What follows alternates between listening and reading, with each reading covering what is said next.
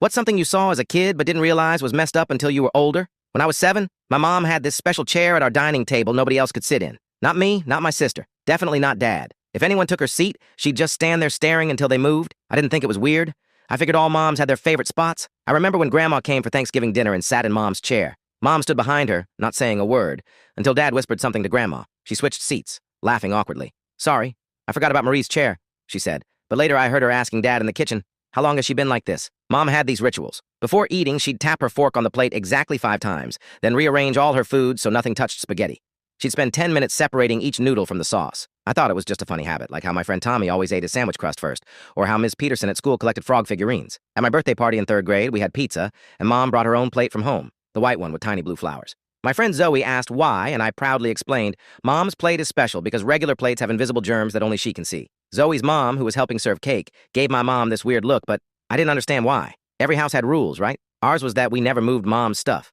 Her shoes had to stay in the exact spot by the door, lined up perfectly straight. Her toothbrush couldn't touch anyone else's in the holder. The magnets on the fridge had to form a perfect line, evenly spaced. The canned goods in the pantry had to have all labels facing forward. I made a game of it, pretending Mom's things were lava. I'd carefully navigate around her perfectly arranged living room, where cushions had to be precisely centered. I'd warn friends who came over, "Don't touch the blue coffee mug, or Mom will have a bad day." My best friend Jessie thought it was cool, like we had our own secret spy training. One afternoon in 4th grade, I was reaching for my backpack and accidentally knocked over Mom's carefully arranged row of magazines on the coffee table. I panicked and tried to put them back in order.